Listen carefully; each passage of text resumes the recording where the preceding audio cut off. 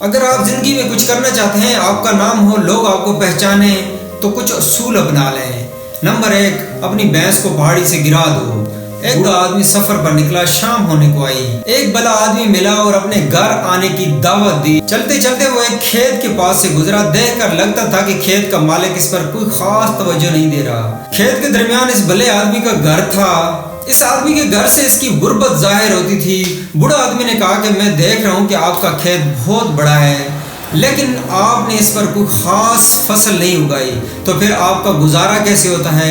اس آدمی نے جواب دیا کہ ہمارے پاس ایک بھینس ہے جس سے ہم دودھ حاصل کرتے ہیں، کچھ دودھ بیچ دیتے ہیں اور کچھ دودھ اپنے لیے استعمال کرتے ہیں، اسی سے ہمارا گزر بسر ہوتا ہے۔ رات کو جب دونوں سو گئے تو مہمان آدمی اٹھا اور اس کی بھینس کھولی اور پہاڑی کے نیچے سے گرا دی اور وہاں سے چلا گیا۔ جب صبح ہوئی تو میزبان اٹھا اور دیکھ کر رنجیدہ ہو گیا کہ وہ بھینس ہی نہیں ہے اور وہ میرا مہمان بھی غائب ہے۔ کچھ دیر کے لیے سمجھ نہ آئی کہ کیا کرے، پھر اس نے کھیتوں میں ہل چلانے کا فیصلہ کیا۔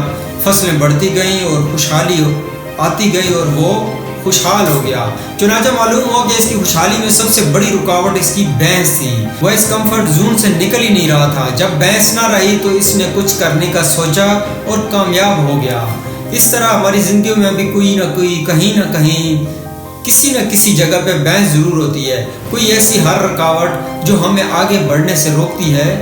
نمبر 2، زندگی میں آنے والی مشکلات کو اپرچونٹی بنانا سیکھیں۔ ہر مشکل کے اندر ایک موقع ہوتا ہے، اور دوستو ایک ایگل ہمیشہ طوفان کی تلاش میں رہتا ہے تاکہ وہ اور زیادہ تیز و تند ہوا میں بلندی پر پرواز کرے۔ جہاں باقی سب اپنی جان بچا کر نکلتے ہیں، وہاں ایگل طوفانوں میں نکلتا ہے۔ اس لیے زندگی میں آنے والی مشکلات کو اپنے لیے رکاوٹ بنانے کے بجائے سیڑھیاں بنا لیں۔ زندگی میں آنے والی مشکلات سے ڈرنے کے بجائے سیکھنا چاہیے، مشکلات آپ کو اونچا اڑانے کے لیے آتی ہے۔ نمبر 3، کامیاب شخص وہ طوفان آنے سے پہلے ہی بندوبست کر کے رکھے۔ مثال کے طور پر ایک کسان کو ہیلپر کی ضرورت تھی۔ ایک آدمی اس غرض سے اس کے پاس آیا تو کسان نے پوچھا، تمہارے اندر ایسی کیا خوبی ہے کہ میں تمہیں اس نوکری پر رکھ لوں؟ ہیلپر نے جواب دیا، I can sleep when winds blow. کسان پریشان ہو گیا اور تعجب سے اس ہیلپر کی طرف دیکھنے لگا اور کہتا ہے کہ جب طوفان اور بارش آئے تو میں سو سکتا ہوں۔ کسان کو کچھ سمجھ نہ آیا۔ فصل دن بدن اچھی ہونے لگی۔ ایک دن کسان اپنے کمرے میں سویا ہوا تھا کہ تیز ہوا اور طوفان سے اس کی کمرے کی کھڑکیاں بجنے لگیں۔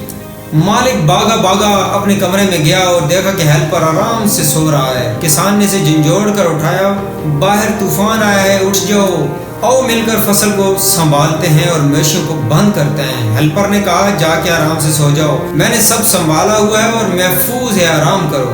مشکلات آنے سے قبل تیار رہنا یہ کامیابی کا تیسرا زینہ ہے۔ کامیاب زندگی کا چوتھا اصول، ہر روز کچھ نیا سیکھو، نیا سوچو اور نیا کرو۔